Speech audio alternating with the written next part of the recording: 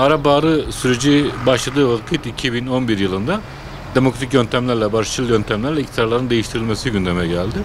Biz bunu Tunus'ta ve Mısır'da belli ölçüde barışçıl yöntemlerle ilk değişimler gerçekleştirildi. Tabii Mısır'da daha sonraki süreç ters bir şekilde karşı devrimlerle ve darbelerle farklı bir noktaya taşındı.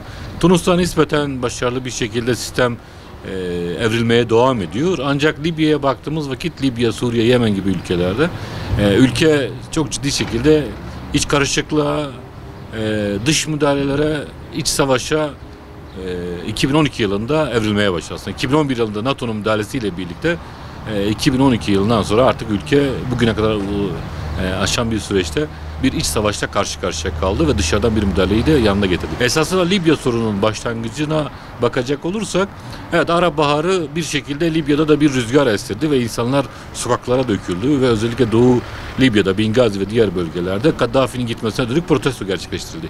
Ancak burada en temel nokta NATO'nun müdahalesi. Yani Birleşmiş Milletler onayı olmadan NATO müdahalesi gerçekleştirildi ki NATO yalnızca Kaddafi'yi devirmeye dönük bir planla Libya'ya girdi ve sonrasında dönük hiçbir planlama içerisinde yer almadı. Veya böyle bir misyon veya böyle bir vizyon ortaya koymamış ki bu da gerçekçi değildi zaten. Yani dış bir müdahaleyle ülkenin dizayn edilmesini de bir ülkeye katkı sağlamayacağını biliyoruz. Ve nitekim Libya'ya baktığımız vakitte bu oldu. Yani Kaddafi'nin devrilmesine dönük NATO müdahalesi gerçekleştirildi. Kaddafi öldürüldü ve ondan sonra ülke kendi içerisinde silahlı grupların çatışmasına, ayrışmalara, bir dönem böyle bir politik süreç başlattılar ama burada da başarılı olamadılar. 2011 yılında NATO müdahalesinden sonra ülke artık kendi içerisinde silahlı grupların oluştuğu bir yapıya kaydı ve Ulusal Mutabakat Hükümeti, biliyorsunuz, daha sonra seçimler gerçekleştirildi ve bir Ulusal Mutabakat Hükümeti kuruldu. Ancak Ulusal Mutabakat Hükümeti ülkenin tümünde kontrolü sağlamada başarılı olamadı. Çünkü ülkede çok farklı silahlı gruplar vardı ki Libya'nın toplumsal yapısına baktığımız vakit yani çok ciddi şekilde aşiretsel, kabilesel yapılar üzerinden oluşturulmuş bir şeydir. Yani bir ülkede bir toplumsal yapıya sahiptir. Ülkede 150'den fazla büyük kabilelerin olduğunu görmekteyiz ve Fizan'a gittiğimiz vakit burada da özellikle Afrika kökenlilerin, Tuareklerin yoğun olduğu bir bölge var. Dolayısıyla ülkede farklı toplumsal grupların bir arada yaşadığı bir ülke ve esasında Kaddafi güçlü bir şekilde bunları bir arada tutmayı başarmıştı. Ya ödüllendirme veya cezalandırma yöntemleriyle ülkeyi kendi içerisinde bir istikrarlı elde tutmayı başarmıştır. Ancak NATO müdahalesi ülkedeki var olan merkezi sistemin çökmesini de beraberine getirdi. Esasında zaten Libya'nın yapısına baktığımız vakit Kral İdris'in 1969'da devrilmesinden sonra bir merkezileşme adımları ve buna karşı bir muhalefet hareketi vardı her zaman. Çünkü Kral İdris döneminde, hatta Osmanlı döneminde de ülke parçalı bir yönetime sahipti. Yani özellikle Doğu Libya dediğimiz Bingazi Defne bölgesi, Tobruk bölgesi ayrı bir yönetim iken ki tarihte Sirenayka bölgesi olarak da geçer. Trablus ayrı bir yönetim, Fizan'da ayrı bir yönetime sahipti. Üçlü bir yönetim de Osmanlı döneminde. Ve bu Kral İdris döneminde de böyle oldu. Yani Libya'nın bağımsızlığını kazandığı dönemde de böyle oldu. Ancak Kaddafi ile birlikte bir merkezileşme ve Doğu Libya'nın etkisinin zayıflaması ve Trablus'un etkin gücünün oluşturması gündeme geldi. Fakat iç savaş yeniden eski toplumsal yapının, yeniden eski siyasi askeri yapıların tekrar ortaya çıkmasına beraberine getirdi. Yani esasında bugün Libya'da ortaya çıkan durum Libya'nın bağımsızlık öncesi, hatta Kral İdris öncesi, Kral İdris dönemi de diyebileceğimiz dönemdeki farklı güç merkezlerinin ortaya çıkması ki bu da ülkedeki toplumsal yapının farklılaşması ve bu toplumsal yapıların iktidara hakim olma girişimlerine kaynaklı. İşte bu durum, bu parçalı bir yapı hem bölge ülkelerini hem de küresel güçleri Libya sorununa doğrudan giriş yapmaya imkan ve olanak sağladı. Ve dolayısıyla Libya kendi içerisinde bir bütünlüğe sahip iken iç savaş bir anlamda birdenbire Libya'yı bölge ülkeleri açısından ve uluslararası güçler açısından oyun oynanacak bir alan haline dönüştürmeye başladı. Elbette meşru ulusal bir mutabakat hükümeti ortada var idi. Ancak ulusal mutabakat hükümeti tüm Libya üzerinde bir hakimiyetinin olmadığı da ortadaydı. Dolayısıyla burada ne oldu? İşte her ülke kendi bölge ve küresel çıkarlarını dikkate alarak Libya sorununa taraf olmaya başladı. İşte burada şunu görmekteyiz. Bir bloklaşmayla karşı karşıyayız.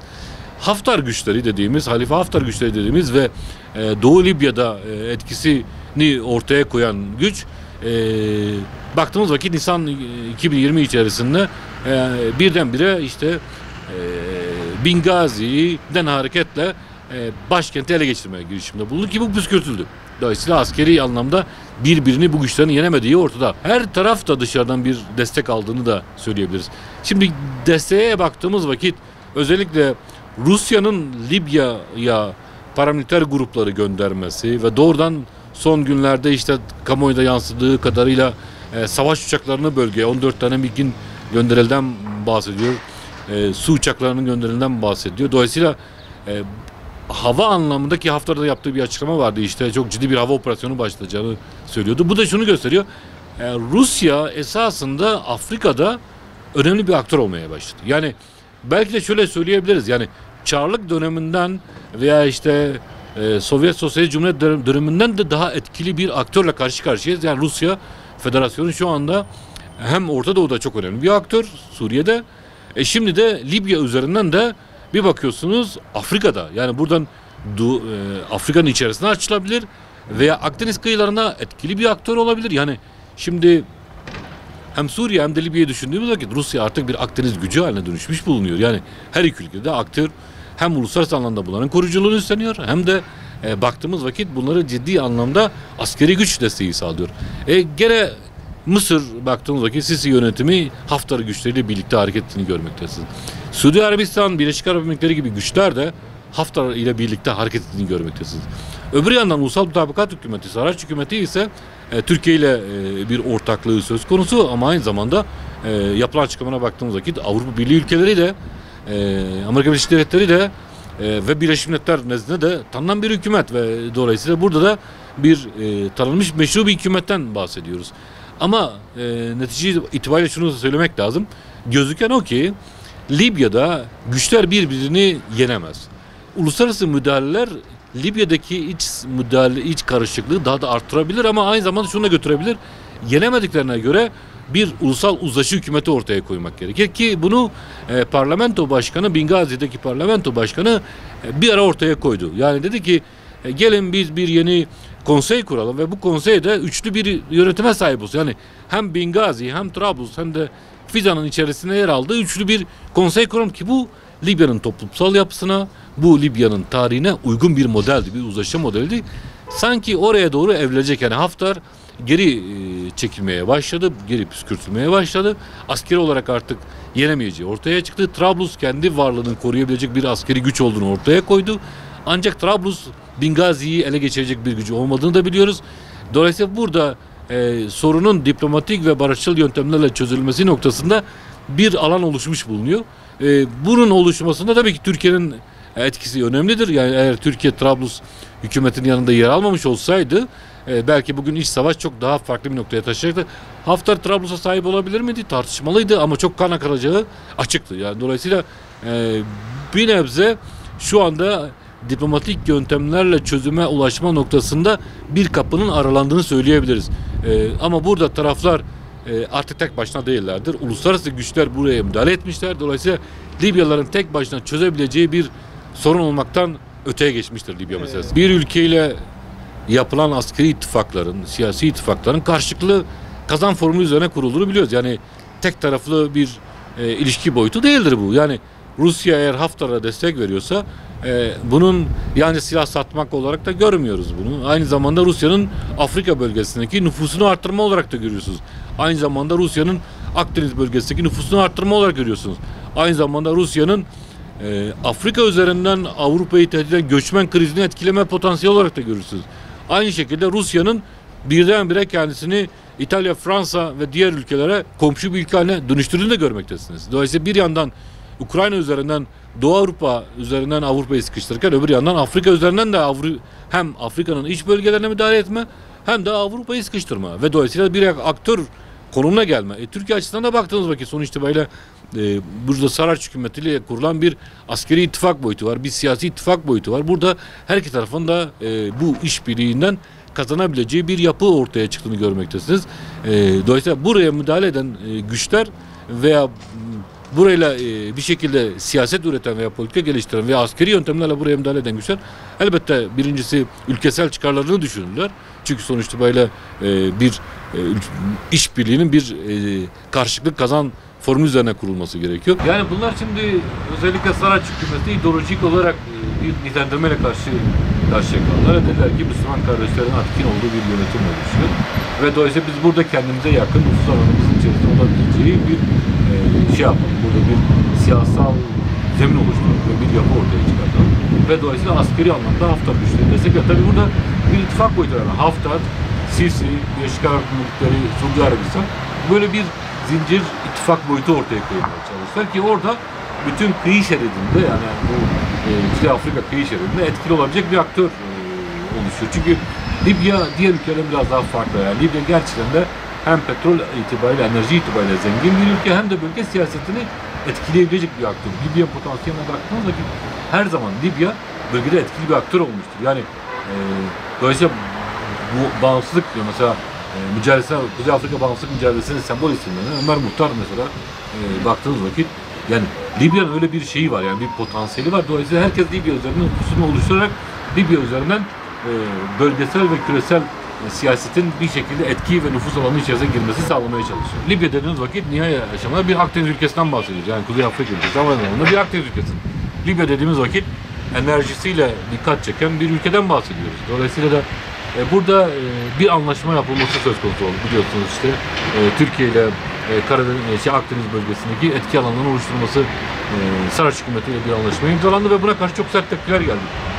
Yunanistan'dan başta Avrupa Birliği ülkeleri buna çok sert tepki geldi. Tabi burada temel nokta Kıbrıs meselesi ve Kıbrıs adası üzerine yoğunlaşmış olan enerji kaynakları. Henüz ne kadar değere ve ne kadar rezerve sahip olduğunu bilmiyoruz ama burada çok yüksek yapılan ilk araştırmalar, fizikte çalışmalarında burada yüksek potansiyele sahip bir enerji kaynaklarından, doğal gaz enerji kaynaklarından bahsedebiliyoruz. Dolayısıyla burada ilk önce Amerikalılar ve Avrupalılar tek başına burada bir inisiyatif geliştirdi. Aslında Kıbrıs Rum Cumhuriyeti ile İsrail ortaklaşa bir inisiyatif geliştirdi. Buna dışarıdan küresel güçler destek verdi ve Türkiye'de Saraç hükümetiyle birlikte alternatif bir plan ortaya koydu. Yani alternatif bir bölüşüm ortaya koydu. Dolayısıyla bu da esasında bütün bu krizden iç içe geçti. Yani Akdeniz bölgesinde yoğunlaşmış bir krizden bahsediyoruz.